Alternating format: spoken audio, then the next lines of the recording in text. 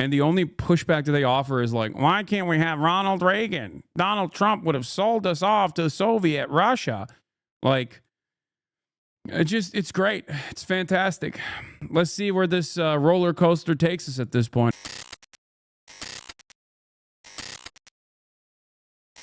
President Trump's speech to Congress was the longest in the modern era. Yeah, I did see the stream that Max did with Fred again, and it was amazing. That Deutsche song is crazy.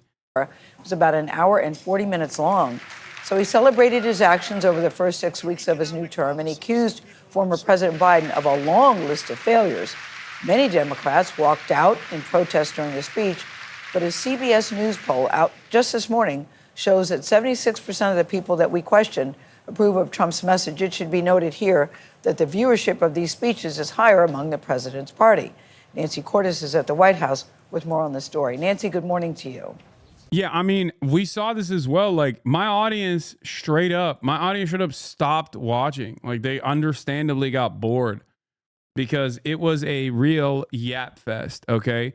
Trump is gay, grade A yapper. You already know this, just like I am. Takes one to know one. And oh my Lord, it was so freaking boring. No new stuff in it. Basically saying, we got BlackRock to purchase the Panama Canal. BlackRock, they're doing it. Al Green was the high note, in my opinion, even though apparently a lot of people are very frustrated with him as well. They're saying that they're very frustrated. Yeah, I saw this. I reposted this, I thought. Did I not? This is an incredible meme.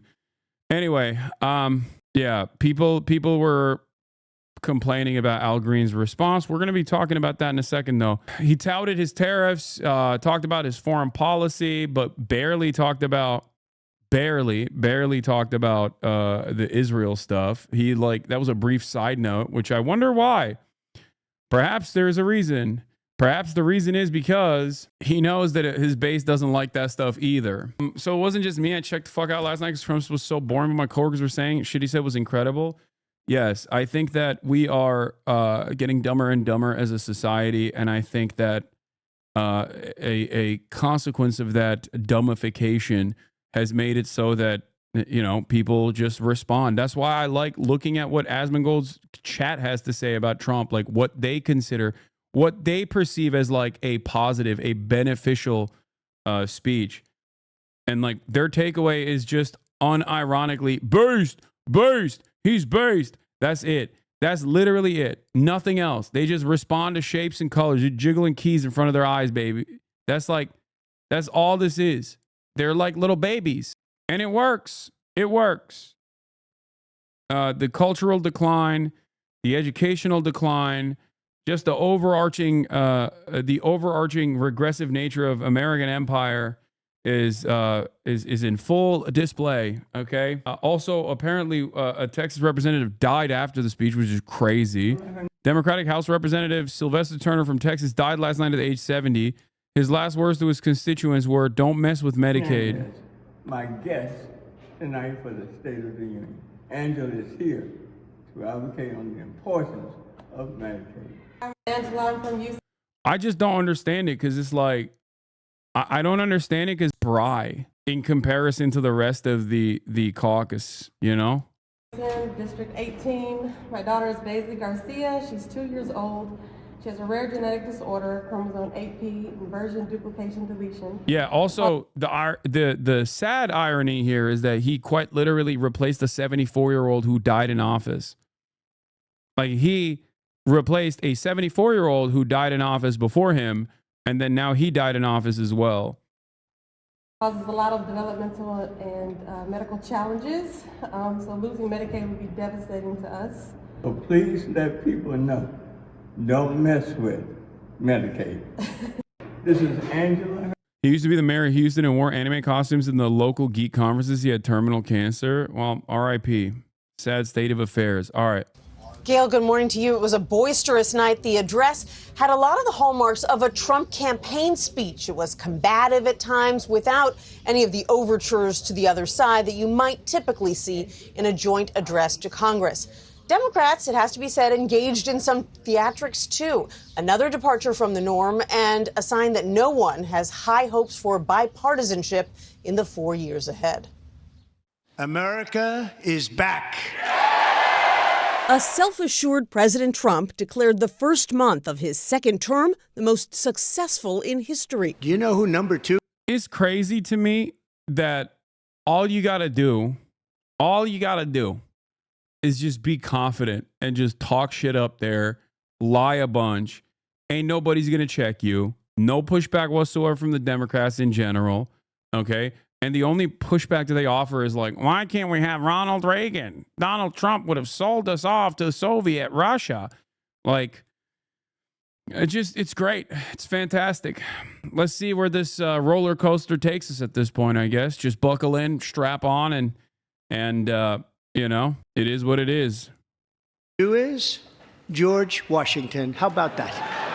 He walked the nation through some of his most aggressive moves. I withdrew from the unfair Paris Climate Accord. I imposed an immediate freeze on all federal hiring. I signed an order making English the official language of the United States of America. As Trump ticked off the highlights, some ticked-off Democrats held up signs that said false. And some of his claims were false, including this one.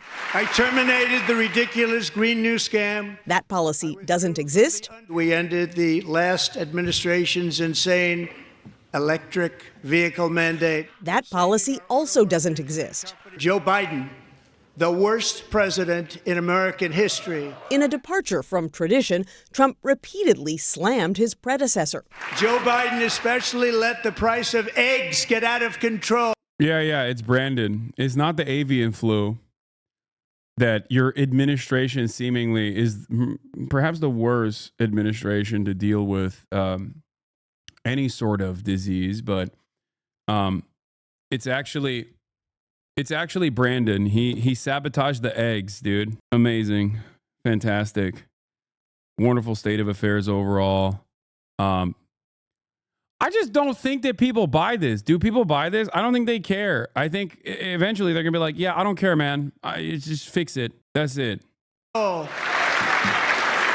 Many Democrats walked out. The chair now directs the sergeant at arms to restore order. Your uncle is repeating this? Yeah, that's the least surprising thing. There is something in the mind of uncles, okay? That's just uncle mindset. If we're being real, that is like that your uncle has been struck by unk mindset, okay? Unk mindset dictates that you at any given moment.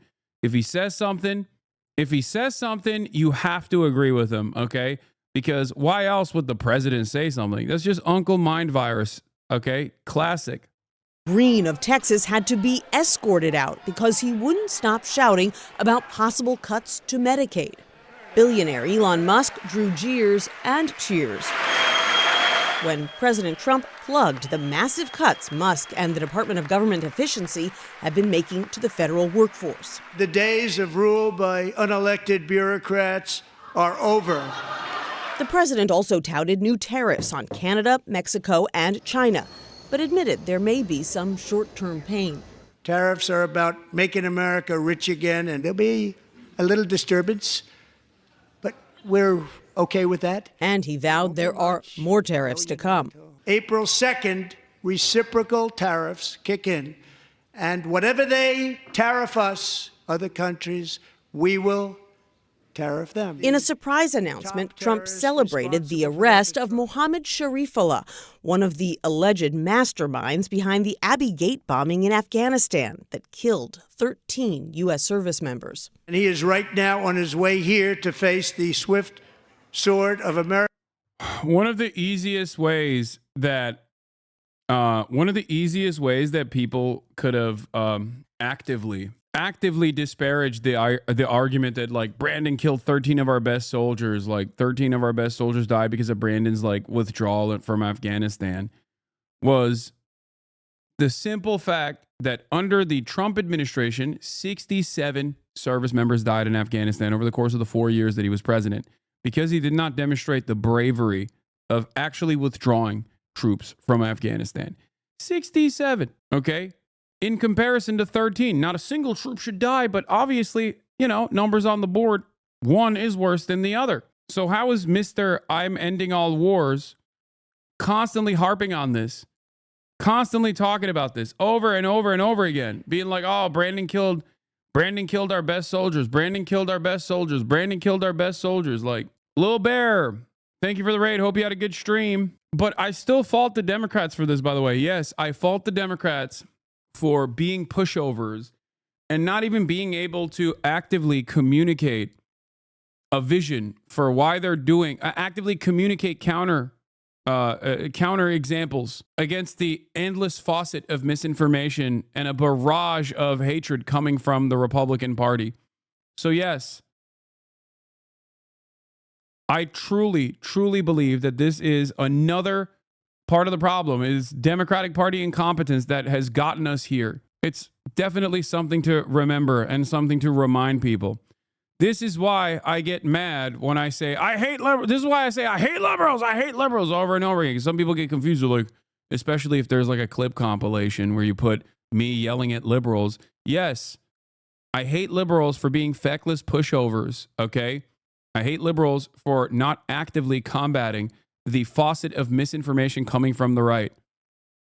That's it. I hate liberals when they behave like spineless cowards. I hate liberals when they turn around and capitulate to right-wing framing on issues. I want liberals to fight, okay?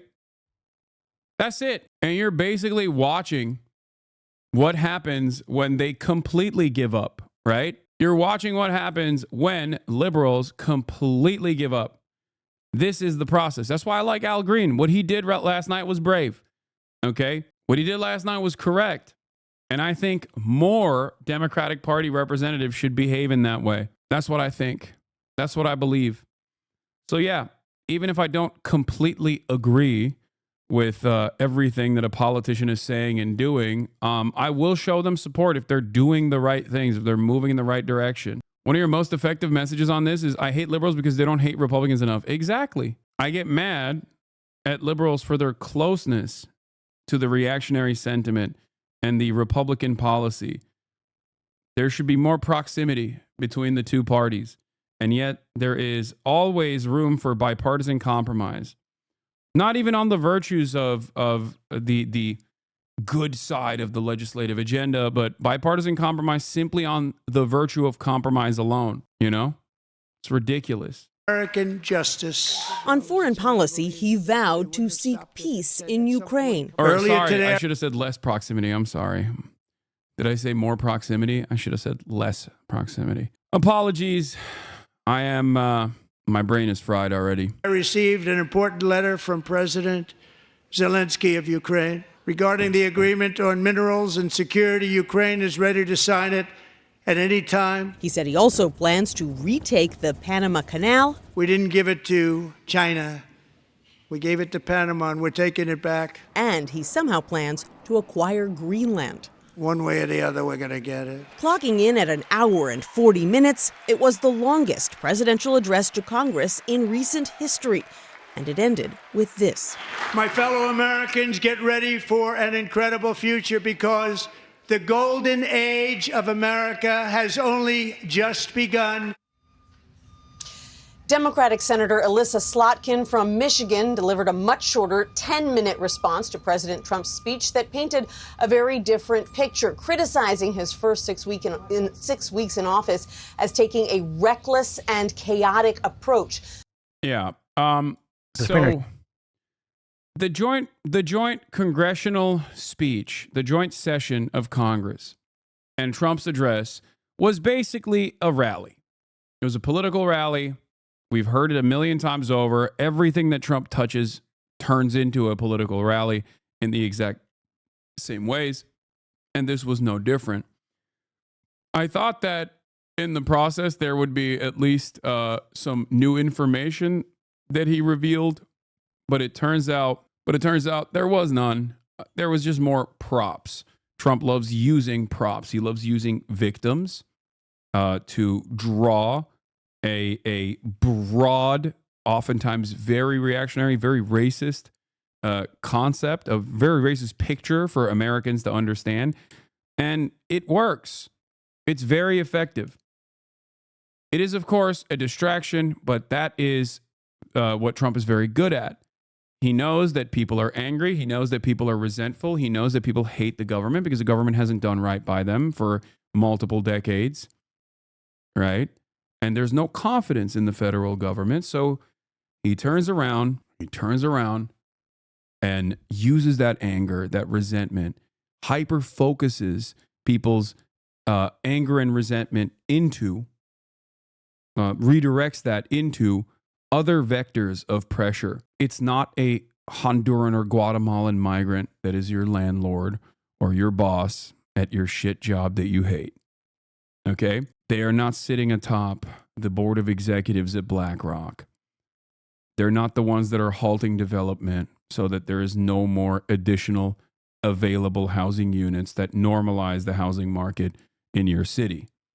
It's not trans people that are responsible for your layoffs. And the Trump administration, and Trump specifically, is very good at moving your attention away from the people who do actually ruin your lives and back to vulnerable populations, your neighbors who have the same exact interest as you do. And that's precisely what he did last night, over and over and over again. And I think if the Democrats don't figure this out and actively communicate in the exact same way that I'm talking about these issues, I don't think Americans are going to recognize in their sea of resentment as conditions worsen instead of getting better under the Trump administration.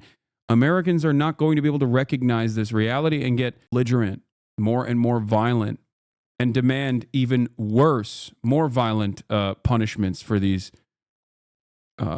populations. It's that simple. I think exposing this underlying hypocrisy and exposing the true nature of the Republican Party, and specifically Donald Trump, is very important. And I wish that Democrats would do something, anything really. Except Democrats chose CIA agent, former Republican, Elisa Slotkin from Michigan, who is a Zionist herself, to speak as the official response to the Trump address. And I watched it live last night, and I was very frustrated by the way that she communicated last night. There's also Jasmine Crockett, who I'm getting increasingly more annoyed with, but I don't want to say too much about it. Let's take a look. I'm gonna get it on the floor. You really about to do it? 40 acres in the mule. This is bigger than the music. You really about to do it? Yeah, they tried to rig the game, but you can't fake influence. They get on it like that. Hey, I'm tripping, I'm sliding, I'm riding through the back like fuck. Mustard on a beat, bro, deep boat, any rap. He a freak though, man down, call like amber lambs, tell him breathe. Let them boys cut across, they walk around like thieves. What's up with these? I think this is so cringe, but apparently libs are eating this up. Kamala AOC Crockett 2028. Julia Fox, this is so important to me. America needs you, Jasmine Crockett. Do not stop fighting for us. I think that there is also, whatever, I love to see a black woman have fun. Yo, what are we talking about? Donald Trump is bringing about the end of a former era of American empire and making making the collapse of American empire more violent, okay, instead of managing the decline and trying to seize control over the reins of the wealthiest nation on the planet and move it in an appropriate direction. We are bouldering towards fascism, okay? If you think that this is just like a congressperson having fun, I don't know what to tell you. I feel like this is unimaginably cringe. This is just like the most brat summer shit you could do. This plays really poorly to every single person that's not deeply invested in the maintenance of institutions and the defense of the Democratic Party. It comes across as tone deaf. People got mad during COVID at nurses that were dancing, okay? And those people were literally out there saving lives, and people were mad about the TikTok dances and nurses were engaging in every now and then. Okay? I think this is just worse than that. Telling you, be careful of the liberal black misleadership class. These folks don't care about poor working class black people. Remember, this is not about race, but their class positions and their role in maintaining the system while selling on working class black people. Yeah, look, I'm not even getting into that. All I'm saying is I just think it's like tone deaf. I think it comes across as tone deaf. Like doing TikTok dances as the federal agencies, the administrative state is being gutted into oblivion is shocking to me. That's all I'm saying. I want more bold leadership from younger representatives, okay? Jasmine Crockett is a young representative. It's just like this kind of stuff just comes across as tone deaf and performative and silly. It's not a good look for her. It's a worse look for you. What? I don't know. If you're mad at her for dancing, I'm mad at you for having smoke for one of the few members of Congress doing literally anything. Please get a grip. Yeah. No, I think it's not going to happen. It's not. All right. No, we're not getting healthcare. No, it's cool. No, never mind. But also, black women do so much work, and honestly, leave her alone. I knew it. I knew that this was gonna. Yeah. I can't even say it's like cringe. I shouldn't have even brought it up. It's just so. It's not Jasmine Crockett's fault if we don't get healthcare because she danced. No, I'm saying that's not the reason why we're not getting healthcare. The reason why we're not getting healthcare is because you're all docile little peasants. Sorry. That's why.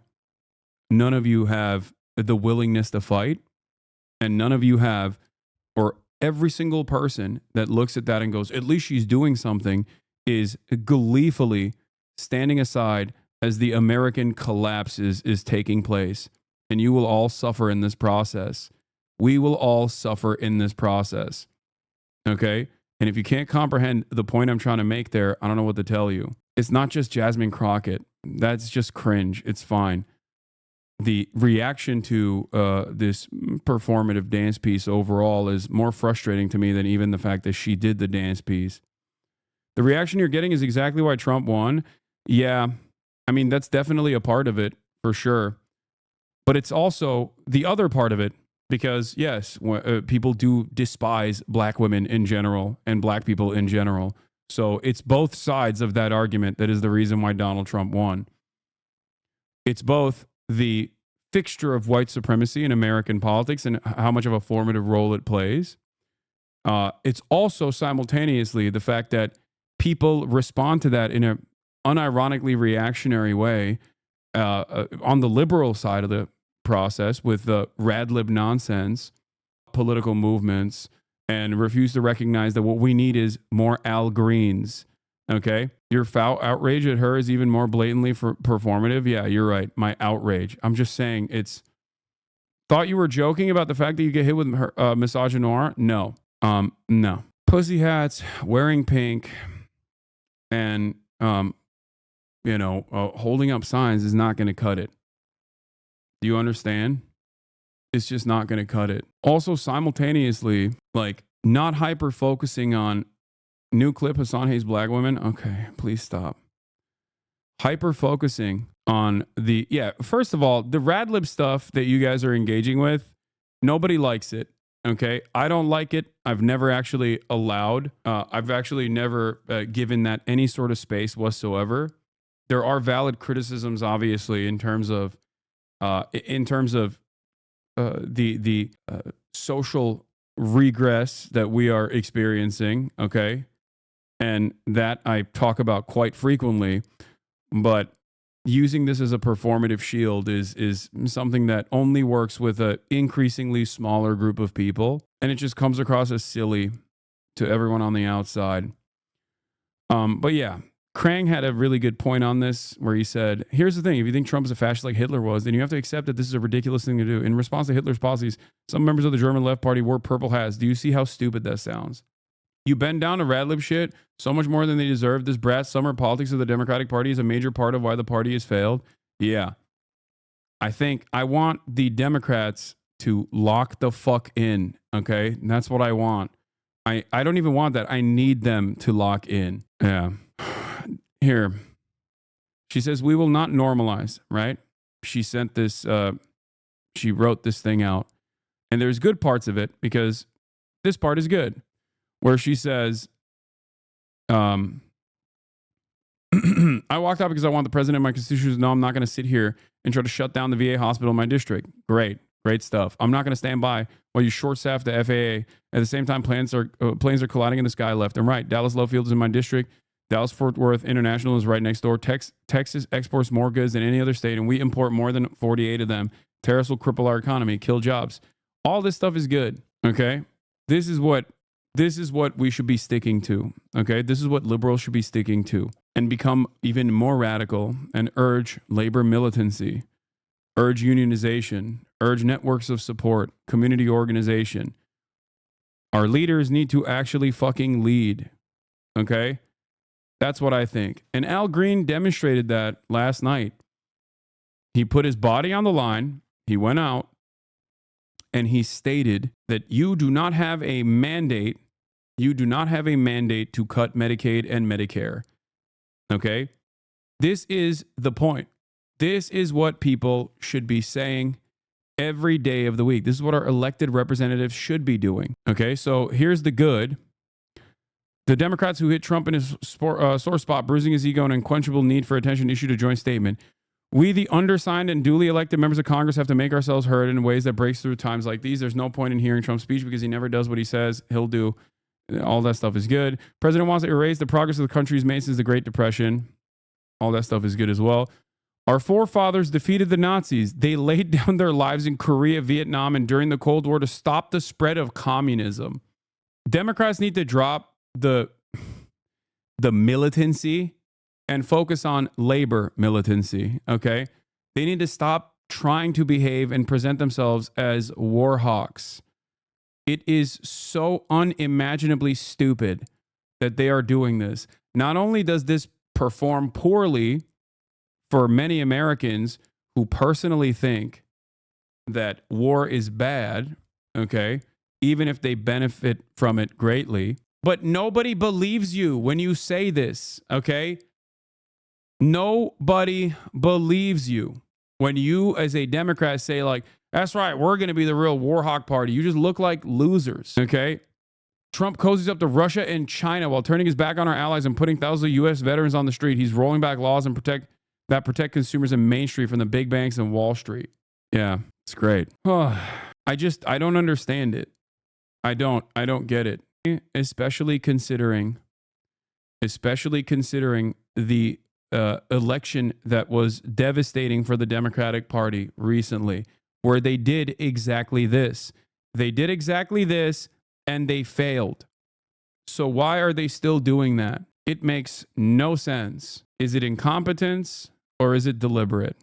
I do not know. I'm not going to make inferences. I'm not going to say it's deliberate. Stop being so smug. People do believe this. Stop being so smug.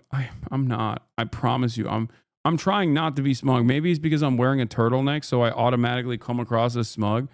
But I'm desperate. I'm sad. I want our elected representatives to actively combat this fucking psychopathic administration. It's just like what are we doing? You're hyper-focusing on the optics. Am I smug or am I autistic? I don't know. You called us peasants? No, I'm saying people that eat up this garbanzo are behaving with peasant mindset, okay? That's the truth. Sometimes people need a little bit of cold, hard truth, okay? Notice how the overwhelming majority of chat didn't assume that I was talking about them. It's people that actually do feel like this is the appropriate measure of response to Donald Trump, the best way to do it. Anyway, we're hyper focusing on the optics of a TikTok vid. Yes, I am. And I'm also pairing that up with the optics of Al Green's response. Al Green's response is good. I'm showing you what I think is a good way to react to the ridiculous things that Donald Trump is doing. Okay? That's why I showed both sides of the spectrum. Here it is. I said every Democrat should be exactly like this. Respect to Al Green. Al Green went out there and made his voice heard. He made news. He made news in a disruptive way. He brought incivility to the deliberative body.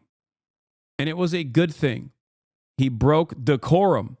And the reason why he did that was because he wanted to be heard. What did he do?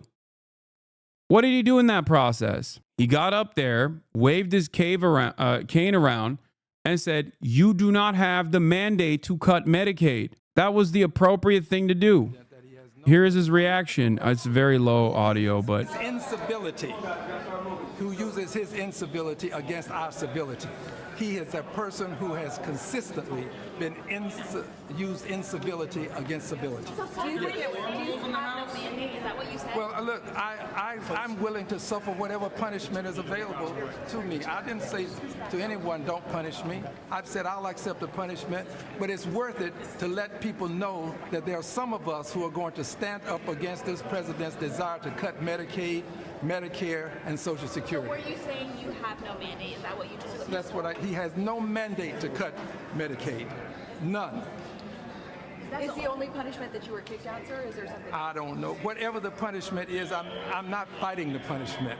This is about the people who are being punished by virtue of losing their health care. This is the richest country in the world, and we have people who don't have good health care. yeah. We've got to do better. And now we're about to cut Medicaid, which is for poor people. Health care has become wealth care for many people, and we can't afford to let that happen. Is that the only thing that you're protesting? No, I have other things I'm protesting. Cheering on dance TikToks in response to a fascist takeover reads as much more smug and elitist than anything you're saying. I don't know why Dems can't show a somber, serious attitude in the face of this awful admin that's just getting started. I want Dems to be angry, sad, and make a fucking plan. Exactly. That's it. That's literally my argument. I think it's infinitely more smug and out of touch to just be like, oh yeah, we're dancing through this problem. Like, you can't check out, okay? You can't just be like, oh no, I'm not doing this anymore. I'm just, is holding up a sign more effective? No, I don't think so either. I mean, even Rashida Tlaib was doing that as well, but I don't think holding up a sign is effective in that regard either. I think they have to be more disruptive. I think Democrats need to demonstrate messaging discipline on this stuff. This is a perfect demonstration of what it looks like when you actually start implementing these devastating austerity measures, okay? Gutting the administrative state, advocating to cut Medicaid, horrifying legislative or sometimes executive actions that the admin is currently taking. Every single day of the week, they should just be showing everybody, here, I have behind me 500 workers that are laid off. Bring them forward. Be like, hey, here it is, okay? They've laid off, the Republicans laid off 400 FAA positions, okay? 400 people from the FAA at a time when planes are falling out of the sky. Go to the goddamn rubble of a plane crash and bring the FAA people that were laid off and be like, see, they laid these people off. This is the impact. That's what Trump does. That's what the Republicans do. There is no low that they will go to. They will stop themselves from reaching. They do that. They already do that. They straight up will just be like, look, this is a person who is the sister of someone who was violently raped and murdered by an undocumented migrant. Okay? This is why we have to deport all undocumented migrants. Like, what are we doing? People obviously respond to this kind of propaganda. The counter to that is to show the tens of thousands of undocumented migrants that are working tirelessly to pick your goddamn strawberries and shit, okay? To be like, these are normal ass people. They all deserve the proper documentation. They're all Americans. They're what make this country great. Vilifying them is inappropriate, wrong, cruel. That's what they should be doing. In terms of the FAA firings, the Republicans' response to that will be, none of them were directly in the safety inspection side. Okay, but they fired the people that work with the safety inspectors. They fired the technicians. They fired the mechanics. When you fire support staff, you are still undermining the regulatory body and their effectiveness. That's it. It's the same dumb shit that Karen Bass was presenting after the Los Angeles wildfires, where she was like, oh, we didn't fire firefighters. We just lowered the budget a little bit. Yeah, you lowered the budget for the mechanics. And what do you think happens when you lower the budget of the LAFD? Okay, when the support staff is not there, what happens when a fire engine gets dinged up? It just sits in a goddamn graveyard for months on end, not getting repaired. All of a sudden, that fire department is down one, if not two fire engines. They are no longer as effective at combating fires. This is how it works. That's it.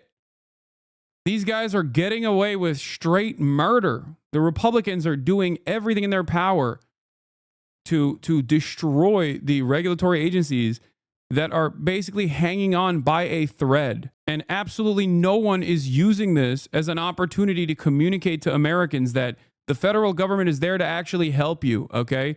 The problem is the federal government is working when it's invisible. All of these regulatory agencies are invisible when everything is good. They're only visible when things fall apart. We must not let it get to that point. It's not murder. What? It's cold-blooded murder? Okay. Like, Donald Trump is such a freak that he had like some random girl that got slammed in the face with a volleyball to be like, this person was going to be an Olympic athlete. Yeah, dude, I'm sorry. I saw her. I don't think she looks like she was going to be an Olympic athlete. Okay, no disrespect, but goddamn, you know? Like, what is this loser shit, too? We just have this, like, incredibly loser shit. This incredibly loser mentality. We got Riley Gaines in there, who is famous for just getting dominated by cis women. And then the one time where she tied for 5th place with a trans woman, oh my God, she got a blossoming career out of it. It's crazy to me. Yeah, it's also funny that, like, this is Rapid Response 47, okay? 19-year-old Peyton McNabb was severely injured by a man during a volleyball game, left with a traumatic brain injury after he spiked the ball against her head. President Trump was proud to sign an executive order to keep men out of women's sports. And then they post this, not realizing that this, like, literally undermines the argument. Look, they're like, yeah, that's, like, I can't believe it. Like, this is what we're doing? Like, cis woman or trans woman, doesn't matter, okay? Anyone that gets spiked in the head like that, they're cooked. What are we doing? Are we acting like sports now is just like these sorts of things don't happen in sports all the time? It happens thousands of times a year. The only reason why this is being presented as like something, an issue of national significance, is because it was a trans person on the other side of the ball. Okay? It's just idiotic rage bait. I don't know how else to describe this. Like, oh, it's so utterly irrelevant. I cannot explain this in any other way, shape, or form. I genuinely don't know how people don't recognize how much of a fucking weirdo crybaby Republicans are being so prominently. Yeah. It reminds me of something I saw recently on my Twitter timeline, which was the video of like an Indian dude being gross and creepy to a woman in a nightclub, right? I'll give you a very good parallel here, okay? Because it's analogous to what we're talking about. It's like sports injuries at every step is fairly common, okay? They just get super mad if it's like the one off chance that it's a trans person that contributed to it to, you know, basically push for a transphobic agenda when trans people by and large are not hurting anybody, okay? And the same, the comparison is that all these people were like, yeah, that's right, we got to kick all these Indians out of the UK. Does anyone have that tweet? And I was shocked because, like, when white dudes behave like this, all of those same people that say, oh, we got to kick all these Indians out of this country are literally victim blaming. They only care about it if they can push for some ridiculous agenda of like kicking out every Indian person from the UK. Like, it's so obvious. It is so goddamn obvious what this is. Yeah, I saw this. I don't think this person is by any means an ally of mine. Hollow Earth Turf. This is a radfem, but this radfem brought up a very correct point. Weird how men suddenly understand the obvious problem occurring here when the guy doing it is Indian. Okay? Straight up. A harassment incident captured in London has gone viral. Like, do you think this is exclusive to Indians? Are you fucking stupid? No, the difference is the same dudes that are like, oh, we gotta kick out every Indian person from our national boundaries would unironically victim blame if the dude doing this exact same shit, and it happens a million times, okay? It happens all the time. Every woman will tell you that this is a common sight, okay? It is completely inappropriate. It is completely ridiculous. And it's shit that women unfortunately have to go through on a daily fucking basis. And people who go, oh, deport this Indian man are oftentimes the ones that are doing this exact same thing. But when they're white men doing it, they victim blame. It's inappropriate when it's an Indian man doing it, and it's completely unacceptable. It's completely unacceptable on both occasions, okay? Combat women being harassed by advocating for mass deportations. You know what I mean? That's just not going to happen. But for many of these people, they don't care about it anyway. Either they don't see it, they don't realize that they engage in the same exact behavior, but they just want to use it as an opportunity to be racist, or they only think it's wrong when an Indian dude does it. This is analogous to, once again, the commonplace, the super common sports injuries. Like, these are the same people who say, like, oh, don't be a pussy. We got to have full contact football. 1 in 10 football players get a concussion, okay? A traumatic brain injury, as Trump called it. 1 in 10. God forbid we get better padded helmets and shit, okay? That's pussy shit, I say. While simultaneously talking about a co-ed volleyball player getting a head injury as the number one problem in sports. I want to make sure people understand. I'm not saying that like the Indian dude is doing anything appropriate there. It's completely inappropriate, completely unacceptable. The problem is I care about this issue, okay? And I think these guys don't. And they're simply using this as an opportunity to drive home their agenda of mass deportations. It's so idiotic. It's the same principle behind constantly talking about trans people as the only time where you quote unquote care about women's sports. Every other day of the week, you're like, ha, women's sports, get the hell out of here. The only time they quote unquote seemingly care about women's sports is if there's like, God forbid, one trans athlete at the high school level. It's so transparent. Our Chief Washington Correspondent John Carl, our Senior Political Correspondent Rachel Scott. John, let me begin with you. You've covered so many of these addresses. We've never seen one quite like this. Look, we've grown accustomed to partisan State of the Union addresses, deeply divided reactions, but this, George, really did hit a new level, and that's for a couple of reasons. First of all, in that chamber, the Republicans are more fervent in their support of Donald Trump than anything we saw in his first term. Remember, in his first term, there were still pockets of resistance among Republicans in Congress. Even the Republican leaders weren't fully all in on everything Trump. Those Republicans in that chamber truly loved what they hear and reflected that. And the Democrats clearly haven't figured out how to respond to all of this. Some of them decided to skip the speech entirely. Some decided to walk out. You saw Al Green decided to get thrown out of the speech, but they haven't really landed on how to respond to Donald Trump. I suspect that the reaction in the country will very much mirror what we saw in the hall. A lot of Democrats simply not watching, those who did hating what they saw, and the Republicans truly loving what they are seeing from Donald Trump. Rachel, take us inside that chamber. You were there. Inside the chamber, it was a lack of decorum that we have seen repeated at. Oh my God, I can't believe it. The decorum. It's pretty crazy that it's all about decorum. Like Donald Trump, if he was a little bit more aesthetically, we would straight up have liberals championing, like liberal media championing the Fourth Reich in America. Okay? They care about the aesthetics and the decorum and the civility more than they care about the things that are coming out of Trump's mouth. Okay? What are we doing? What are we doing?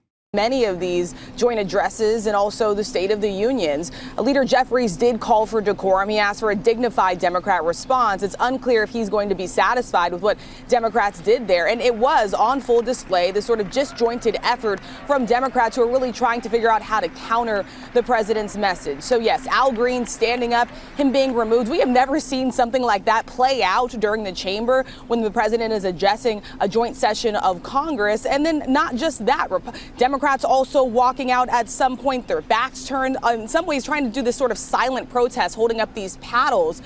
Regardless, George, this is a Democratic Party that is really trying to find their footing with very little leverage overall, with Republicans in control in both the Senate and the House. And John, the president advancing his agenda, but no new policies really in the speech last night.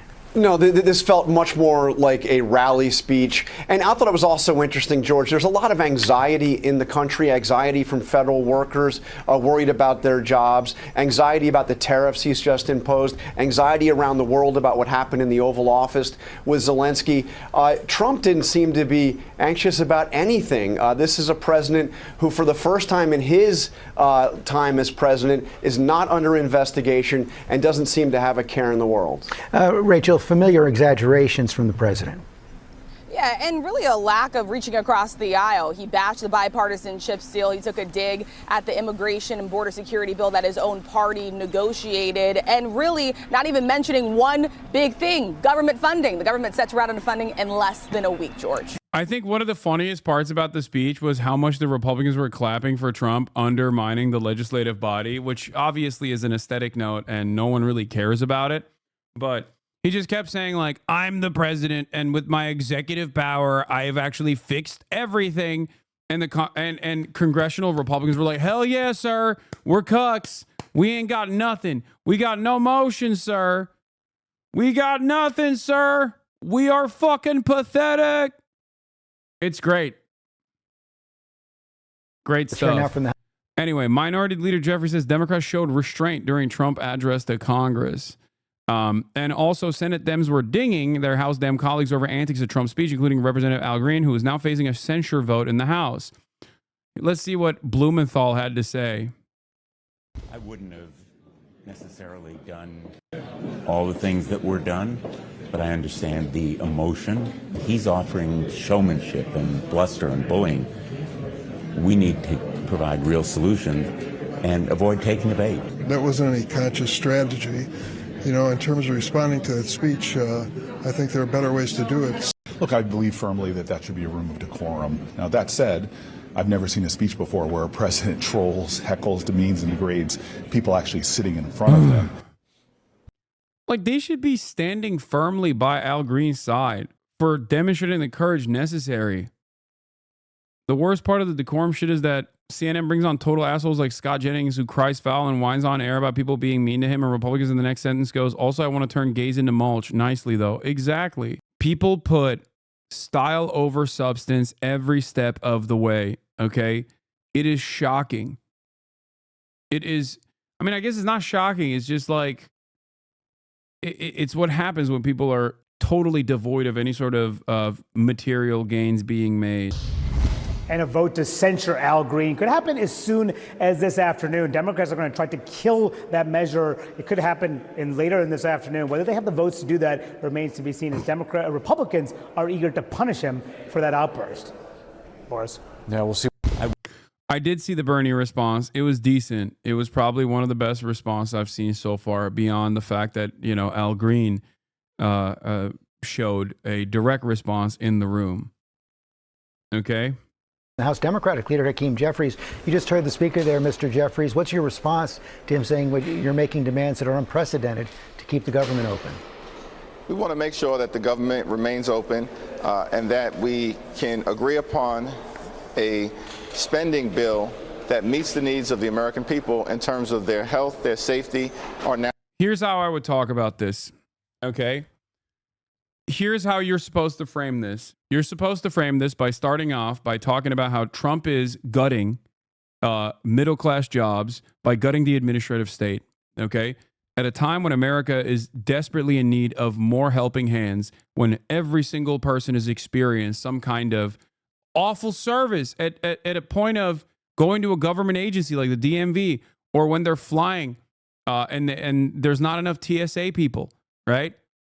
We need more people at these positions, not less. So Trump cutting these people, cutting these jobs is horrible for the economy, and it's horrible for everyday Americans. Okay, that's number one. Number two, the Trump administration's appetite for destruction doesn't stop there. They also want to cut social safety nets. Okay, this is completely unacceptable. And then they turn around and demand that we sit idly by and let this happen. We want assurances. We want guarantees. We are going to use all of the political power that we have in these budget reconciliation bills as the Republicans refuse to get their caucuses together. And we are going to fight like hell to make sure that Americans are protected. Okay? That is what you're supposed to say. That is how you're supposed to do this. Okay? You're supposed to reframe the argument around all of the harms that the Republican agenda is contributing to the American death and destruction, and then say, here's how we're going to stop that. We have very limited tools at our disposal, but we will use all of them to make sure that Trump cannot hurt you. I do not care if you're a Republican. I do not care if you're a Democrat. I do not care if you're an independent. You're an American citizen, and you are not going to be threatened. You are not going to lose your job. Your parents are not going to lose their health care. Okay? I will do everything in my power to stop this from happening. And if the Republicans want to continue operating, then they're going to have to come to the table with us, and they're going to have to bargain with us, and they're going to have to rely on us, and we're going to use that opportunity to protect Americans. That is how you're supposed to talk about this issue, not the way that Hakeem Jeffries is tackling it so far. National security and their economic well-being. And when Congress appropriates the money, the administration, whether it's a Democratic administration or Republican administration, needs to spend that money consistent with improving the lives of the American people. That's not unreasonable. That's entirely reasonable. Is that a bottom line demand? The Democrats will not vote for the continuing resolution unless they're assured that the president will spend the money that is appropriated? Well, those discussions are ongoing. Rosa DeLauro is the top Democrat on the Appropriations Committee. She continues to sit down in good faith to try and reach an agreement over the next few days, and we certainly hope that that can happen. How about, were you comfortable with Al Green, Congressman Al Green, and his interrupting of the president and other moves you saw from Democrats yesterday? You heard Speaker Johnson there say the Democrats were not showing decorum. Of Democrats showed restraint, listened to what the president had to say, and of course we strongly disagree. The biggest problem that I had with the speech is that there was nothing said, nothing laid out, nothing articulated by Donald Trump to meet the needs of the American people, particularly as it relates to the economy. Donald Trump promised to lower costs. I think a show of support to Al Green here is also necessary. You are literally the House Minority Leader. I don't even think Nancy Pelosi would speak like this. It is shocking.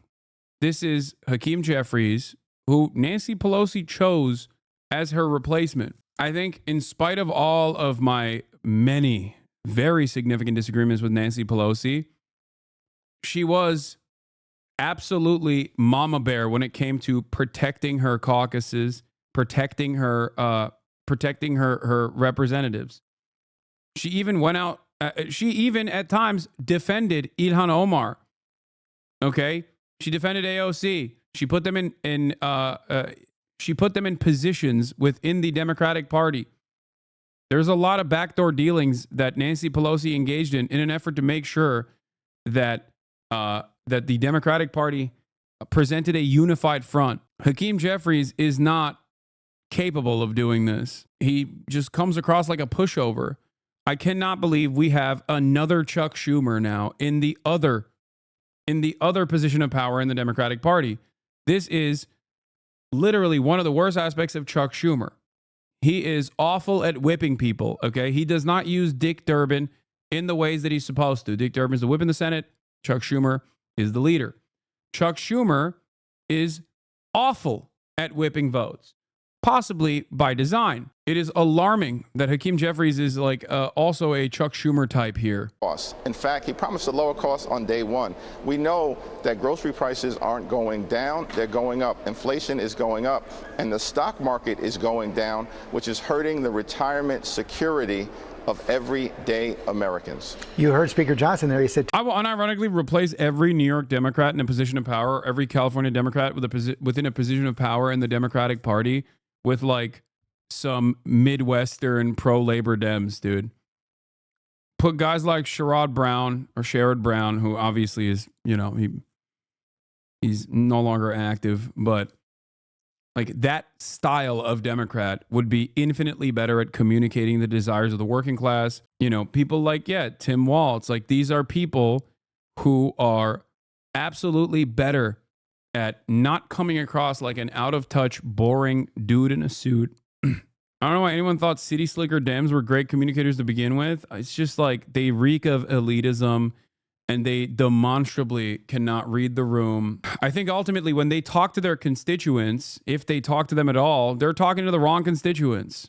They're getting their notes from the worst possible people. tariffs have worked in the past, they're going to work again. Tariffs against our North American allies and others that are being applied in a ham-handed fashion are going to further erode the economy.